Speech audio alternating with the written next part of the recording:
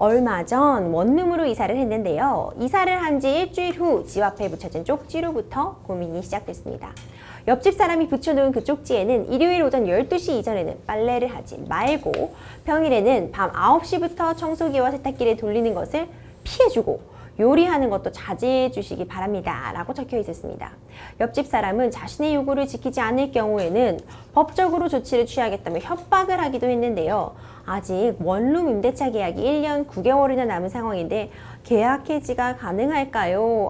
이런 사연이 접수가 되었군요. 이제 원룸은 아무래도 좀 따닥따닥 붙어 있다 보니까 네. 보통 아파트는 층간 소음이 문제되는데 이제 원룸에서는 옆집 소음도 굉장히 네. 문제가 된다고 하더라고요. 그렇지만 이렇게 뭐 청소기 세탁기는 물론이고 요리도 피해달라. 야식도 먹을 수 있는 건데 네.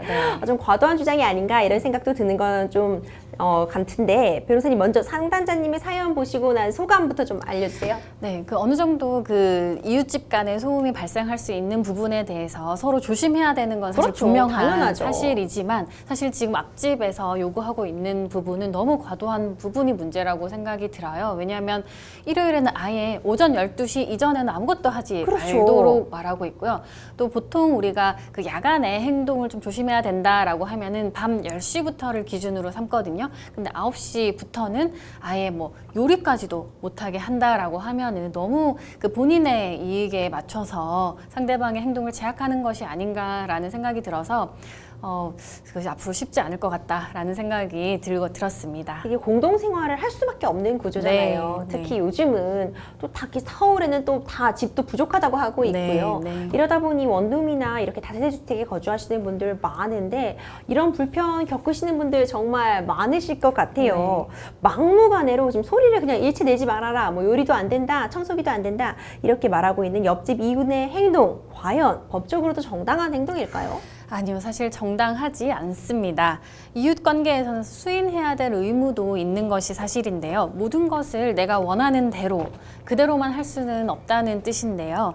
특히 소음이 많이 나는 빨래나 청소기, 세탁기의 자제를 요청할 수는 있지만 그렇죠. 시간대 설정이 아까 말씀대로 너무 자의적이기 때문에 굉장히 예민하신 분이라는 생각이 들고요. 앞으로 1년 9개월이나 임대차 기간이 남아서 일회성으로 끝날 문제가 아니기 때문에 굉장히 답답한 상황이라는 그런 걱정이 들고 있습니다. 사실 지금 이 앞집 그 분께서는 법적 조치를 취하겠다, 시정되지 않으면 이제 법적 조치를 취하겠다라고 말씀은 하셨지만 마땅히 이 정도의 문제 정도로는 법적 조치를 취하기도 사실 쉽지는 않아요. 그래서 앞으로는 얼마나 많은 갈등이 있을지 참 걱정이 되는 상황입니다. 맞습니다. 사실 이웃 간에 조심해야 되는 건 당연하죠. 소음을 무리하게 낸다거나 그런 건 절대 안 되지만 또 어떻게 사람이 살다 보면 네. 소음은 일상생활을 하면서 발생할 수밖에 없는 부분들이 분명히 있잖아요. 이런 공동주택 내에서 뭐 층간 또는 벽간, 옆집 간에 이런 소음의 기준이 딱 정해져 있는 게 있을까요? 어느 정도 정해져 있다고 말씀드릴 수 있는데요. 공동주택 내 층간소음은 크게 직접 충격 소음과 공기 전달 소음 이렇게 두 가지로 구분 짓는다고 하고 있어요. 직접 충격 소음은 뛰거나 걷는 동작 이런 행동을 인해서 발생하는 소음을 말하고요. 공기 전달 소음은 뭐 텔레비전 소리, 음악 소리, 말하자면은 뭐 세탁기 소리나 요리 소리도 이런 공기 전달하는 소음이라고 할 수 있겠네요. 이렇게 직접 충격 소음 같은 경우에는 법적으로 기준이 1분간 등가 소음도와 최고 소음도를 기준으로 네. 평가를 하고 있는데요. 등가 소음도, 최고 소음도 처음 들어보실 수도 있기 때문에 설명을 좀 해드리면은 등가 소음도는 쉽게 말해서 평균 낸 소음이다라고 생각하시면 될 거고요.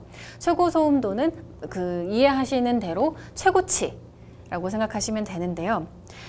오전 6시부터 오후 10시까지는 활동을 할 수 있는 시간이기 때문에 1분간 등가 소음도는 43데시벨 이상, 최고 소음도는 57데시벨 이상을 요구하고 이상이었을 때 실제로 이제 문제가 있는 소음이다라고 하고 있고요. 오후 10시부터 아침 6시까지는 1분간 등가 소음도는 38데시벨 이상, 최고 소음도는 52데시벨 이상을 기준으로 삼고 있습니다. 네.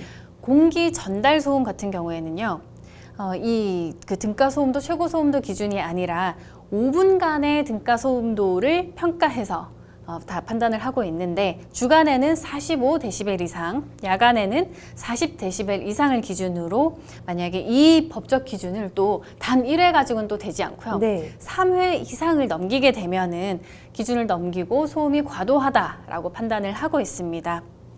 그렇군요. 어느 정도 기준은 마련이 되어 있는 상태지만 사실상 이 소음이라는 게 워낙 주변 환경에 영향을 받게 되니까 네. 참 어떤 측정 방법이나 이런 것에 따라서도 굉장히 또 결과가 달라질 수도 네, 있겠다 네. 이런 생각이 드는 것 같아요.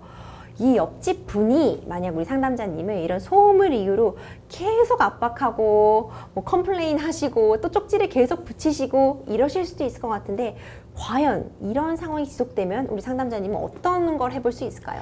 사실 지금 사연을 들어보면은 그 소음이 큰 문제라기보다는 그 사연상으로는 소음이 어느 정도가 사실 발생했다라는 건 드러나 있지 않아서요.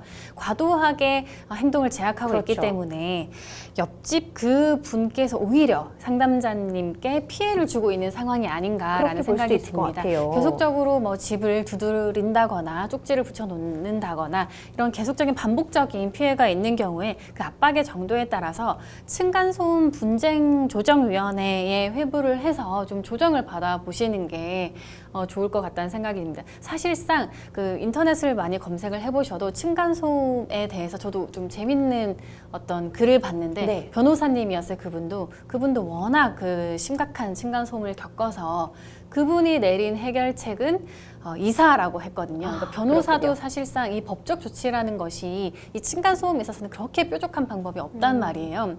그래서 지금 옆집은 계속 괴롭히는 방법으로 압박을 가하고 있는 것 같은데 압박을 계속 받고 실제로 본인이 그렇게 큰 소음을 내지 않는데도 불구하고 계속적인 괴롭힘을 당할 경우에는 이렇게 제일 먼저는 층간소음 분쟁위원회에 회부를 해서 상대방의 행동이 실제로 내가 낸 소음에 비해서 굉장히 과도한 것이다라는 것을 제3자를 통해서 좀 인지를 시키는 것도 필요하고요. 그 이후에는 계속적인 주거 침입의 시도라든지 이런 걸 이유로 경찰에 신고할 수 있는 방법도 있을 수 있고요. 또 너무 지나치게 정신적으로 힘들게 할 경우에는 그 정신적인 침해 부분에 대해서 손해배상 청구도 가능하기는 합니다. 사실 액수 자체는 그렇게 크게 인정되기는 어렵기는 하고요.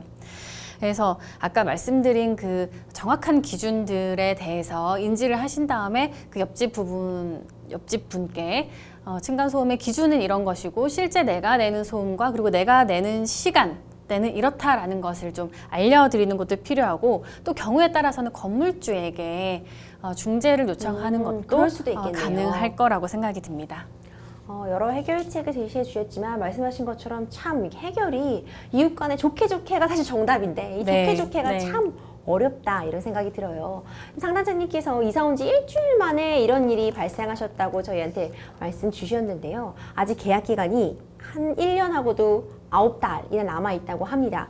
이 상황에서 말씀하신 것처럼 이사 가고 싶다 이런 마음이 좀 네. 드실 수 있을 것 같은데 1년 9개월이나 남은 이 임대차 기간 과연 중도에 이렇게 해지하고 이사 가는 게 가능할까요? 사실 원칙적으로는 불가능합니다. 네네. 왜냐하면 그 앞집의 사유가 임대인이 어떤 집에 거주할 수 있는 환경을 마련해주지 못하는 정도의 그런 문제가 있는 상황은 아니기 때문에 그렇죠. 임대인의 의무를 이행하지 않았다고는 보기 어렵거든요. 네. 그렇다면은 이 임대차 계약 자체의 중도 해제라든지 해지 자체는 아마 계약상 규정에 의해서라도 어려울 것으로 보이기는 하는데요. 예외적으로는 가능합니다. 왜냐하면은 지금 같이 이제 들어오자마자 바로 이렇게 괴롭히는 경우라면은 그 전 임차인도 그런 문제를 분명히 그 건물주에게 이의를 제기하고 가지 않았을까라는 생각이 들고요. 왜냐면 문제를 일으키는 사람은 계속 일으키거든요. 네네. 그 상황을 인식하면서도 이 임차인에게는 그 사실을 고지하지 않고 굉장히 중요한 내용인데 고지하지 않고 그 단순히 계약을 이행시켜서 본인의 이익을 취하기 위해서 계약을 체결을 한 것이라면은 본인이 고지해야 될 의무가 있는 것을 고지하지 않은 것이기 때문에 이 부분을 문제 삼아서 의무가 있는데 그 중요한 내용에 대한 계약 그 고지 의무를 위반했다는 점을 이유로 계약 해제를 할 수는 있을 것으로 보입니다. 다만 미리 이 임대인이 알고 있었다라는 것을 어떻게 입증할지는 굉장히 어려운 문제라고 생각이 듭니다. 변호사님 말씀처럼 굉장히 제한된 상황에서야 가능할 것 같아요. 뭐 예를 들어보자면 이전에도 뭐 이전 임차인들도 계속 이렇게 지속적으로 네. 이런 옆집 간의 이런 소음 갈등으로 인해서 계약 기간을 채우지 않고 나간다고 주장했다거나 뭐 이를 뒷받침할 만한 뭐 진술서라든지 그런 게 나오지 않으면 네. 사실 말씀하신 것처럼 입증이 네. 좀 쉽지 않지 않을까 네. 이런 생각도 들거든요.